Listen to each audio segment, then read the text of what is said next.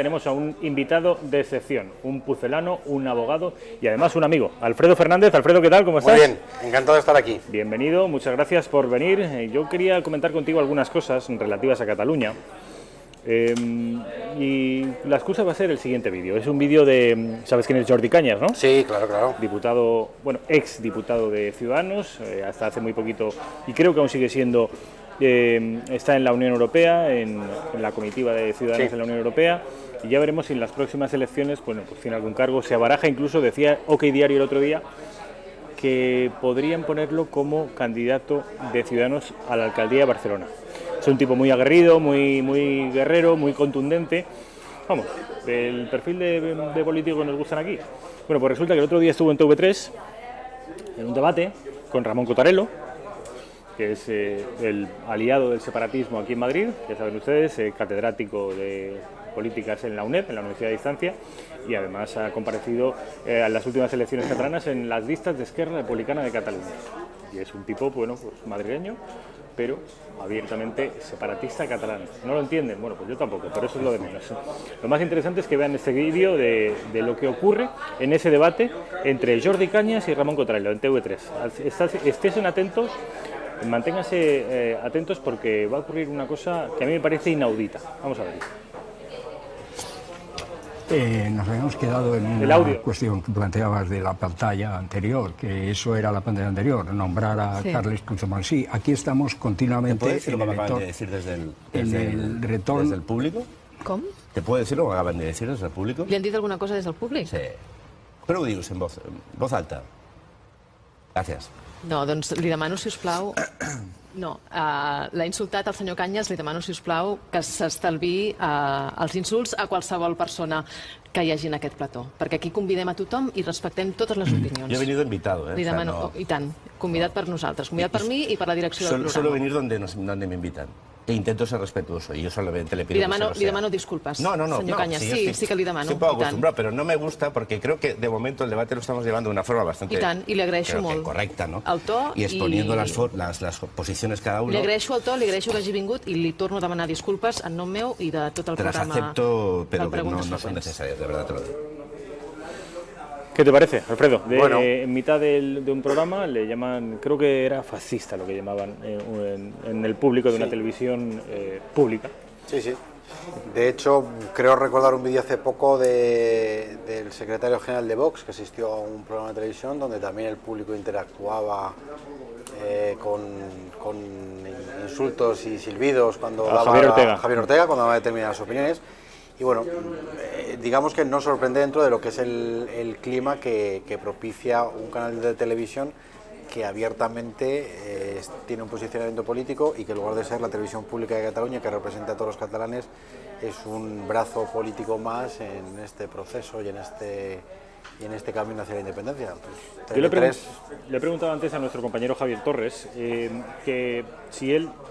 si en lugar de ser periodista fuera político, perteneciera al gobierno, fuera un estratega del gobierno, si él hubiera cerrado TV3, la televisión pública catalana.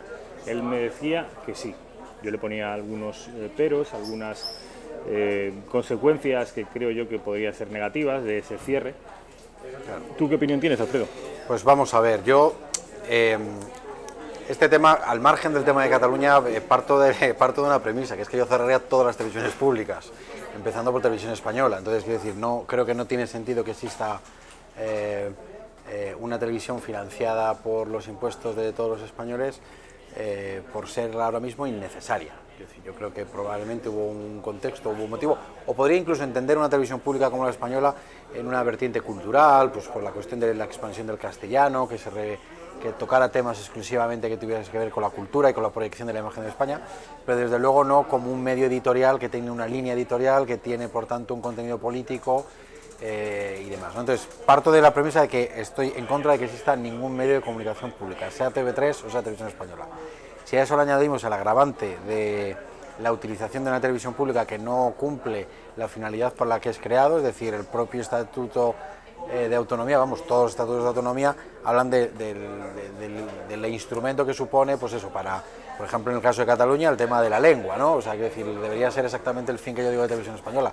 Sin embargo, es un fin exclusivamente político. Creo que es escandaloso y yo no sé tanto si tiene que prohibirse o no, Digo por el agravio que puede generar respecto a otras televisiones, pues yo que sé, Telemadrid, Canal Sur, más que por ese agravio, sobre todo, que no existan mecanismos que sirvan para controlar las televisiones públicas, para controlar los contenidos que tienen, y desde luego cuando menos debería de tener algún tipo de sistema por el cual desde luego pues a TV3 se le diera un toque de atención, que si siguen en esta dirección pues se tendría que tomar algún tipo de decisión que tenga que ver con lo político y no tanto como lo filosófico económico de cerrar las televisiones públicas. Yo le decía a Javier Torres, Alfredo, y es lo mismo que te digo a ti, que pese a que a priori a todos nos parece una buena idea cerrar TV3 porque sabemos que es una herramienta de propaganda, que es una televisión volcada en los intereses del separatismo, que está haciendo propaganda así día sí día también, el pero que yo le veía es que iba a ser muy difícil de justificar el cierre de una televisión. Es decir, eso ya sí que se parece mucho a la censura, y sobre todo que desde un punto de vista estrictamente objetivo es muy difícil de justificar el cierre de una televisión, porque nosotros consideramos que la programación que tiene es subjetiva, que no se ajusta a criterios de objetividad periodística. Eso es tremendamente difícil de demostrar, y sobre todo y estamos viendo lo que está ocurriendo en Europa con respecto a nuestro problema separatista, es muy difícil de justificar en el extranjero. Es decir, el gobierno español cierra una televisión pública regional. Eso es muy difícil. Ya digo que a priori todos sabemos lo que es TV3, pero desde un punto de vista jurídico y político, echar la persiana o tomar el control, eso son palabras mayores. El debate es profundo porque efectivamente aquí hay una bola que se ha ido gestando en los últimos 40 años que tiene que ver con todo. Quiero decir, TV3, pues igual que TV3 es la Consejería de Educación, exactamente igual es el control de los Mossos d'Esquadra o de la Ertzaintza. Es decir, se han permitido una serie de cuestiones que ahora es muy difícil de cómo justificar que ahora no, cuando durante 40 años lo has estado permitiendo, no solamente permitiendo, sino que lo has estado alentando, protegiendo e impulsando. Porque decir, los Mossos d'Esquadra pues cada vez han tenido más competencias porque PP y PSOE han querido, la Ertzaintza cada vez ha tenido más competencias, Educación ha tenido más competencias, se ha permitido siempre el funcionamiento de TV3 en esa dirección. Por tanto, coincido plenamente contigo que es muy difícil de cambiarlo. La cuestión es que porque sea difícil y porque llevemos cometiendo un error desde hace 40 años, debemos seguir 40 años más cometiendo el mismo error. Yo tampoco tengo una posición clara, no lo sé, veo pros y contras en ambas direcciones. Pero bueno, una solución podría ser no cargarnos TV3, sino cargarnos todas las televisiones autonómicas. Con lo cual así pues no hay ningún agravio, se carga también Telemadrid, se cierra también, de hecho se ha cerrado en tu comunidad, se cerró Canal Nou y no ha pasado absolutamente nada. Pues, sí, ¿En Castilla y León hay una televisión autonómica? No exactamente, hay una televisión privada, autonómica, y lo que existe es un concierto por el cual pues existe una subvención fija del gobierno autonómico a esa televisión por difundir una serie de cuestiones programáticas que tienen que ver con cuestiones estratégicas de la Junta de Castilla y León en materia de turismo, en materia de gastronomía, etcétera, ¿no? Creo que es un modelo que en mi opinión es mucho mejor, porque no deja de ser un sistema que por un lado existe cierta relevancia pública para que lo público pueda incidir en la comunicación de cuestiones que tienen que ver con su comunidad, pero el sistema de gestión es absolutamente privado, con lo cual no existe ningún tipo de compromiso, no existe, mañana mismo se puede decidir quitar esa subvención y ese medio sobrevivirá o no según las leyes del mercado, pero no existe ninguna obligación legal de mantenerlo. ¿Y qué medio, qué grupo de comunicación está detrás? Sí, es una fusión de los dos, había dos canales privados, se llama Televisión Castilla y León, y los dos grupos que están detrás son Promecal y el grupo del señor Ulibarri, de otra empresa de la cuestión, que es el dueño del Diario de León, tiene las crónicas, las cabeceras del Mundo en Castilla y León, tuvo Punto Radio, fue socio de Luis del Olmo en Punto Radio, y son empresarios pues que tienen una vocación, una vertiente en el ámbito de la comunicación, y yo creo que es un desarrollo perfecto, porque busca el equilibrio entre lo que viene a ser la empresa privada y bueno, y cierta permeabilidad con lo público. Vamos a seguir con Cataluña, luego vamos a pasar a un tema que me interesa mucho conocer tu opinión, de un partido que está emergiendo en lo sucesivo, que es Vox. Ahora me gustaría comprobar si tú tienes la misma sensación que tengo yo, que tiene mucha gente, y es que el proyecto de Vox está reverdeciendo. Pero antes quería ponerte otro vídeo, un vídeo que tiene que ver con Bueno, pues con la situación catalana, la situación política y la situación social. Sabes que, bueno, ahora mismo tenemos un dilema judicial encima de la mesa en Cataluña. Existe el debate de si hubo rebelión o no hubo rebelión, si hubo violencia y por tanto si hubo rebelión o no hubo violencia, o no hubo la suficiente violencia. Bueno, pues desde Esquerra Republicana nos dicen una cosa que yo creo que es muy sorprendente, que efectivamente hubo violencia, pero por parte de las fuerzas y cuerpos de seguridad del Estado. Es el vídeo número 2, vamos a verlo, Raquel. Hoy estamos aquí en virtud de la indagatoria, que en este caso a la que estarán sujetos Oriol Junqueras, Quim Forn, y Jordi Cuixart y Jordi Sánchez. Mañana vendrán otras personas y durante esta semana, y también en este caso la notificación del auto de procesamiento para el secretario general, del que fue secretario general de Interior, y del Major Trapero. Vendremos las veces que sean necesarias, cuantas veces tengamos que venir, en defensa de los derechos y libertades públicas. Entendemos que este es un procedimiento político, como hemos dicho en muchísimas ocasiones, que nada tiene que ver con el derecho. La única violencia que ha existido en Cataluña es la violencia ejercida por el Estado en sus diferentes maneras de entenderse y aplicarse. Violencia policial, violencia económica y violencia judicial, que es la que más en este momento está reprimiendo a cargos institucionales. Esto es Esquerra Republicana. Antes de darme tu opinión, Alfredo, me gustaría que viéramos también a Òmnium Cultural. Sabes que su presidente, o ya expresidente, Jordi Cuixart, está acusado de gravísimos delitos también, y es, según la Fiscalía, una parte del engranaje que puso en marcha el proceso de rebelión. Òmnium Cultural. Bueno, pues ¿qué dice esta gente? Esta gente, abundando en el victimismo, está desplegando un discurso según el cual se está criminalizando al separatismo. Ellos dicen independentismo. Vamos a verlo. Lo que también decimos hoy es que basta ya de criminalizar este movimiento independentista, de criminalizar el independentismo en Cataluña, y que queremos seguir defendiendo nuestros derechos, el derecho a manifestación, el derecho a autodeterminación, la libertad de expresión, que entendemos que ahora mismo lamentablemente están en riesgo en España por culpa del uso que el gobierno del Estado y las instituciones del Estado están haciendo, y con eso que se están cargando el Estado de Derecho y se están cargando esos valores fundamentales que tanto ha costado de construir. Bueno, es el mundo al revés. Sí, totalmente. Hay una parte que es un analfabetismo absoluto respecto a lo que es el funcionamiento democrático de un Estado, de lo que es el conocimientos básicos del derecho. Para empezar, si hubiera existido violencia policial, para empezar hay que decir que es legal. O sea, el único que tiene derecho a utilizar la violencia son los cuerpos y fuerzas de seguridad del Estado, porque en cumplimiento de una serie de normativas y una serie de resoluciones judiciales tienen que actuar por el cumplimiento de la ley. Con lo cual, primera cuestión, de existir, eso es legal. O sea, la policía puede utilizar la violencia, es que igual no lo entienden, pero por ejemplo, si la policía hay un atraco, pues tiene derecho a poder utilizar, y si hay un intento de asesinato, pues tiene derecho a usar su arma, es decir, siempre en la proporción que tiene que ver con el hecho que se está produciendo. Por tanto, primera cuestión, de existir, tienen derecho. No existe violencia en el sentido reprochable que dice Esquerra Republicana, porque es legítimo. Segunda cuestión, respecto ya al fondo del asunto, si al final eres tú quien, dentro de tu propio error, es incapaz de asumir precisamente dicho error. Tú has llevado esto al extremo en la creencia absoluta de que no iba a suceder nada. Podemos entrar en evaluaciones políticas y ir argumentado por la pasividad de Rajoy o del gobierno. Si los indicios que tenían es que pensaban que no iba a suceder nada, pero es obvio que podía existir una respuesta y tú has asumido esa situación. Es más, tú has tenido un 1 de octubre donde has utilizado a miles de personas, familias y niños que han ido a colegios electorales y no has movido un dedo por paralizar eso. Puigdemont podía haber suspendido las votaciones a las 9 de la mañana, a las 10, a las 11, a las 12, y no lo hizo. Y no lo hizo porque precisamente es lo que quería, precisamente es lo que buscaba. Luego, por tanto, el único que ha tenido una actitud irresponsable, que podemos discutir luego si es violencia o no es violencia, si es rebelión o no rebelión... De hecho, ya sabemos tu opinión, de que tú desde el principio decías que no veías claro lo de la rebelión. Exactamente.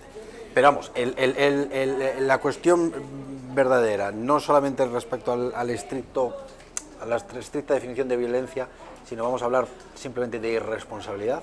Los grandes responsables de que haya habido el problema que existió en Cataluña y que exista hoy es exclusivamente Cataluña. El hecho de que la Caixa se marche a Cataluña no es culpa del gobierno de España ni es la violencia de España, es la irresponsabilidad de los dirigentes de Cataluña. O sea, simple y llanamente. Entonces, querer negar esa cerrajón pues es complicado. ¿Cuál es el gran problema que tenemos con esta gente? El problema que tenemos con esta gente es que efectivamente hay alguna cosa que se le puede reprochar al gobierno. Yo así como al gobierno en general, suelo ser bastante crítico. Yo con la crisis de Cataluña no he sido especialmente duro. Creo que Rajoy más o menos ha cumplido la parte que tenía que cumplir él, ha cumplido con sobresaliente los jueces, ha cumplido con sobresaliente la policía y la Guardia Civil. ¿Y Europa qué tal está cumpliendo? Y Europa, pues al igual que Rajoy, efectivamente no están a la altura de las circunstancias. Ahí es donde quería llegar. Estos señores viven los 365 días del año con una cuestión que es la independencia. Entonces, en esa obsesión y en ese trabajo que consiste en conseguir ese fin, llevan años ganándose a la opinión pública, con embajadas, con artículos de opinión, generando esa imagen amable del independentismo catalán. Ahí está la dejación de funciones de Rajoy, donde yo creo que a nivel internacional se tienen que haber hecho cosas. Por ejemplo, el otro día venía un artículo en un periódico de máxima tirada alemana de Soraya Sáenz de Santa María. Pues ese artículo podía haberse escrito hace 2 meses. No precisamente ahora remolque de una situación en la cual ahora, por ejemplo, los diputados del partido de Angela Merkel, de la CDU, están ya empezando a hacer declaraciones públicas en contra del nacionalismo y a favor de España, diciendo que España es un país serio y que es un país que se cumple el Estado de Derecho. Entonces, en ese sentido, creo que la desventaja que jugamos es que estas declaraciones están enmarcadas en un montón de años donde ya no haciendo declaraciones y nadie responde. Y hemos permitido durante mucho tiempo que exista, pues eso, una cierta opinión pública en Europa generalizada, en el que los catalanes, a diferencia de los vascos, son los independentistas que molan, ¿no? Porque son pacifistas y leen y... Son modernos, son europeos. Son muy cultos y bueno, pues lo hacen todo de una manera pacífica, sin darse cuenta que son unos irresponsables que han llevado a Europa a puertas de poder tener dentro de la propia Cataluña una guerra civil entre familias. Entre catalanes. Vamos con la excusa de Vox, que te decía antes, vamos a ver el siguiente vídeo y nos va a dar pie a hablar de este partido, de Vox, que ya te digo yo, Alfredo, que yo tengo la sensación de que, bueno, de que está creciendo. No hay elecciones cerca, las próximas elecciones son las locales, autonómicas y europeas, que probablemente coincidirán en mayo de 2019. Pero me da la sensación que si este partido continúa con esta visibilidad que está obteniendo en los últimos meses y con este nivel de tensión, es posible que logren alguna cosa. Vamos a escuchar lo que dice la acusación popular, que este ha sido una de las patas del éxito de Vox en los últimos meses, la acusación popular que está liderada por Vox, en concreto por Javier Ortega Smith, al que por cierto vamos a tener este miércoles en la redacción abierta en un debate contra un miembro del Partido Comunista, ya se lo adelanto. Bueno, pues lo que dice Vox sobre Junqueras y los Jordis y su probable excarcelación. Esto no se va a producir, pero por si acaso ahí está Vox advirtiendo que esta gente, tanto los Jordis como Oriol Junqueras, no tienen ninguna intención de renunciar al separatismo. Vamos a escuchar lo que dice Vox.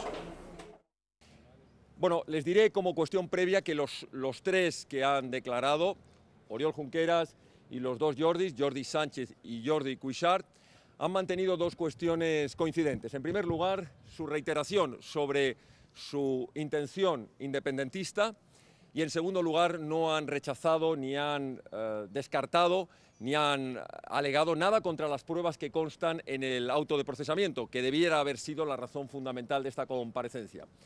Y entrando ya en el detalle, las 2 consideraciones más importantes, o 3 más importantes de Junqueras, sería en primer lugar que mantiene considera que este proceso se están vulnerando el derecho a la libertad ideológica. En segundo lugar, ha manifestado que no se ha destinado ni un euro, ha dicho 0 euros de presupuesto público al proceso y en concreto al referéndum. Y en tercer lugar, se ha referido a que votar el 1 de octubre no era un delito, sin hacer, por supuesto, ningún tipo de mención a que el delito era la desobediencia al Tribunal Constitucional sobre la prohibición de ese referéndum.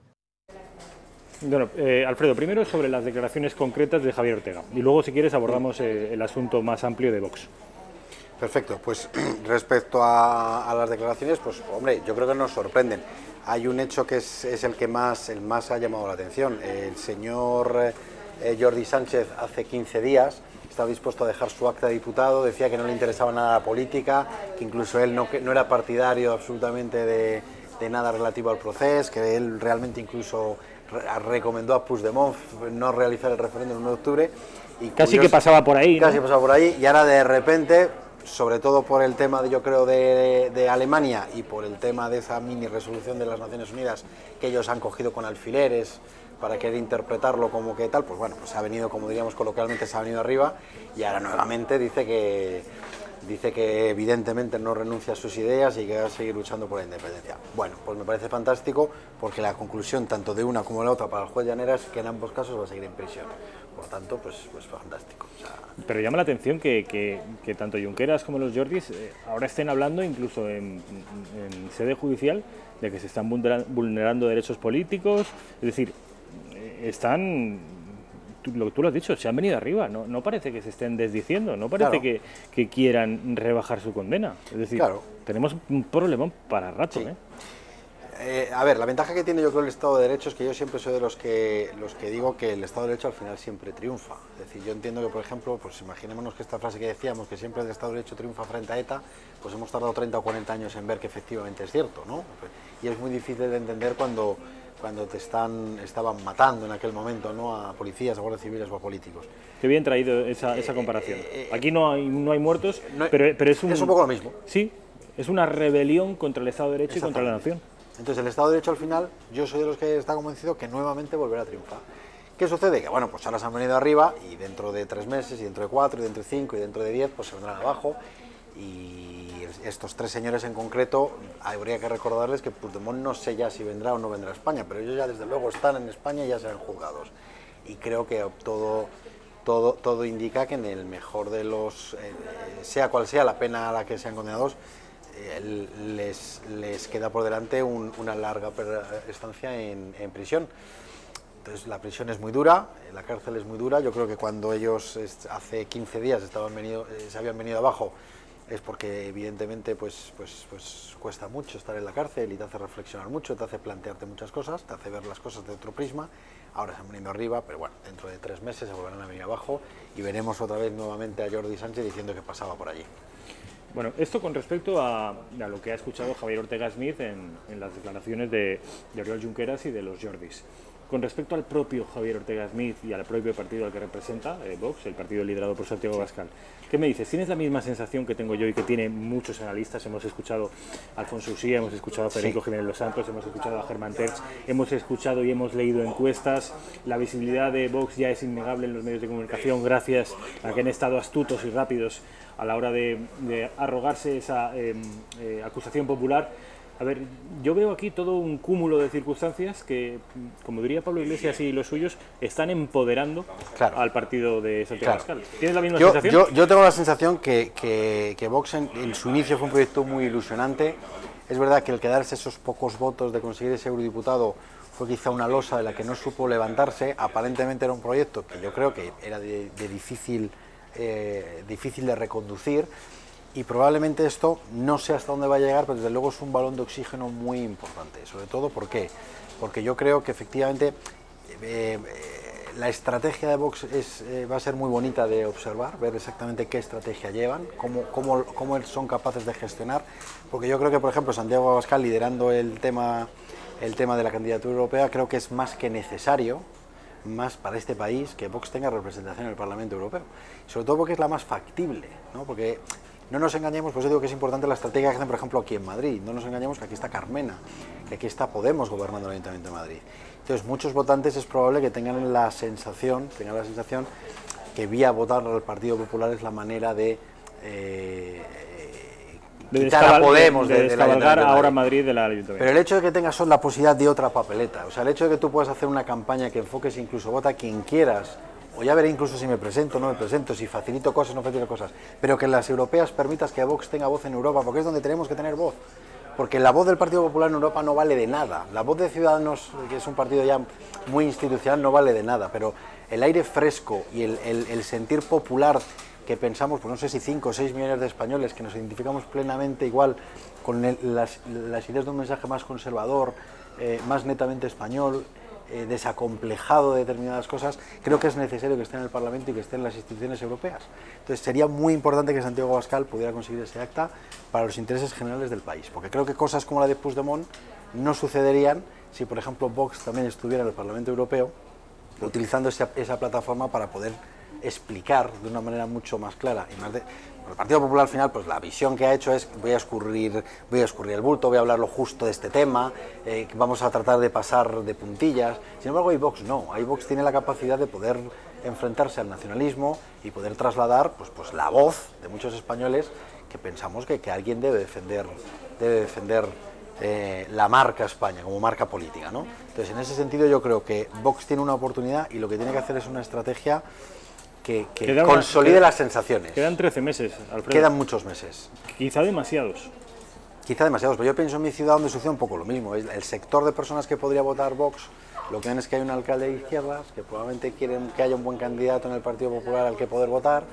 Pues oye, lo que tiene que hacer Vox y lo que haremos muchos es tratar de convencerles en la medida que se pueda, pues que igual que puede votar en el ayuntamiento a un partido político, tiene la opción de una urna como es la del Parlamento Europeo, que es un voto que votar al Partido Popular es absolutamente intrascendente para los intereses partidistas de ese partido, que tienen la opción de votar a quien lo merece, aunque solo sea como justo reconocimiento a la labor judicial que están haciendo, que gracias a Vox muchas de las cosas que están pasando judicialmente ha sido gracias a ellos. Que no suceda como sucedió con UPyD, que hicieron muchísimas cosas también en los tribunales, son los que se cargaron las cláusulas suelo, son los que se cargaron el tema de las preferentes, son los que llevaron a Bankia a los tribunales, y sin embargo luego pues la gente no supo igual pagarles en la justa medida, ¿no? Pues que con Vox no suceda lo mismo y que por lo menos en unas elecciones como las europeas reciban un apoyo para que por lo menos haya una voz que nos represente a muchos españoles en Europa. ¿Qué elementos te hacen pensar a ti que Vox está cambiando para bien? ¿En qué has detectado tú que Vox el proyecto está reverdeciendo? Pues mira, de hecho, este mismo argumento que te estoy dando me lo han dicho muchas personas. O sea, mucha gente me ha dicho, yo en las europeas por la calle, tengo clara, amigos, familiares. Hablando coloquialmente me han dicho, yo tengo claro que en las europeas voy a votar. En mi ciudad ya veremos, pero en Europa. Pero en Europa sí lo tienen claro. Entonces, yo esa sensación creo que es bastante generalizada e incluso el hecho de que Ciudadanos en algunas cosas quizá no esté sabiendo gestionar su éxito, hace que, por ejemplo, esa persona que al Partido Popular había votado a Ciudadanos como castigo, teniendo la opción de Vox, pueda votar a Vox, lo cual es bueno, es decir, que tengas dentro del centro derecha pues 3 opciones a las que votar, ¿no? Que puedas elegir, incluso que puedas hacer, mira, la conversación en concreto que tuve es una persona que me dijo que iba a votar a los 3. Me dijo, a nivel local voy a votar al Partido Popular, a nivel autonómico voy a votar a Ciudadanos y a las europeas voy a votar a Vox. O sea, que quiero decir que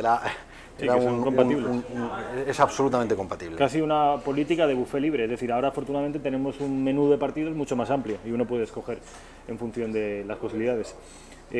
Hay, sin embargo, un elemento que a juicio de muchos observadores distorsiona la imagen de Vox, y es las controvertidas, a mi juicio lo son, alianzas europeas de Vox. Bueno, yo creo que Santiago Abascal, de manera más o menos airosa, ha sabido defenderlo y justificarlo. Yo desde luego creo que ahí es el punto en el que tocó fondo. Yo coincido contigo que para mí fue un error manifiesto, incluso a pesar de la explicación de Santiago, fue un error manifiesto. ¿El qué? El posicionarse con una serie de partidos identitarios europeos que, entre otras cosas, son antiespañoles. Es decir, no olvidemos que, por ejemplo, pues en esa alianza los holandeses, por ejemplo, pues consideran que España debe ser expulsada de la Unión Europea, ¿no? O sea, quiero decir que no tienen absolutamente ninguna simpatía por nosotros, ¿no?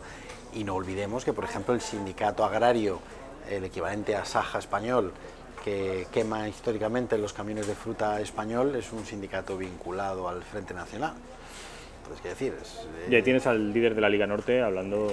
O el líder de la Liga Norte apoyando abiertamente, por ejemplo, a la causa catalana, ¿no? Entonces, yo creo que eso fue un error. Santiago Abascal yo creo que eso lo ha sabido explicar.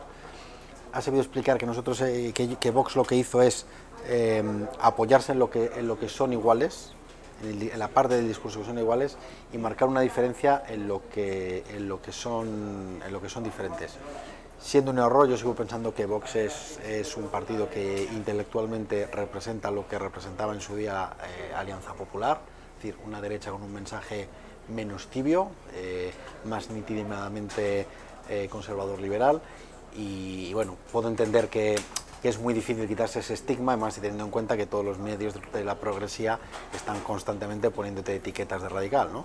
Pero bueno, son cosas que se asumen, eso incluso al propio Aznar le estuvieron llamando en los años 90 toda su vida ultraderechista, y bueno, mira, llegó presidente del gobierno. Entonces yo creo que si consiguen salvar con una buena estrategia el saber vender a los españoles que al menos les voten en las europeas, yo creo que es lo que deben hacer. Incluso debían plantearse si en algunos sitios es inteligente presentarse o no presentarse, como es por ejemplo el caso de Madrid, donde yo personalmente, si fuera Vox, no me presentaría a las elecciones municipales. Porque sería disparar con pólvora mojada, es decir, sería fomentar el voto inútil. O sea, si precisamente Vox lo que quiere alegar es que sí es un voto útil, la manera de decir útil, fíjate que es útil que vótame en las europeas y no me votes en las municipales. Yo creo que es una solución. Yo creo que Alfredo Fernández nos acaba de dar su opinión con respecto a Vox, una opinión muy clara. Yo la comparto en gran medida, y yo supongo que, como yo, la única duda que tienes es, por ponerle un pero a la situación de Vox, es que las elecciones locales, autonómicas y europeas no sean mañana. Si fuera mañana, todo esto de lo que estamos hablando, todas estas virtudes que están empezando a relucir de Vox, podrían constatarse y materializarse mañana. El problema es que quedan 13 meses. Vamos a ver si son capaces de mantener este nivel de tensión, de visibilidad y de aciertos durante el próximo año, durante los próximos 13 meses. Va a depender de la instrucción, de la instrucción del juez Llanera, en la medida de que la termine o no la termine, porque puede darse el caso que dentro de 13 meses precisamente sea el juicio, con lo cual el protagonismo de Vox puede ser incluso superior al actual. Bueno, pues eso es algo que yo no había previsto y que habrá que estar atentos también. Es decir, mi temor era que durante estos 13 meses se diluya el mensaje y puede que ocurra todo lo contrario. A medida que se aproxime la fecha del juicio, veremos si Vox logra incluso aún mayor visibilidad. Alfredo Fernández, mil gracias por venir. Un placer, como siempre. El placer es mío.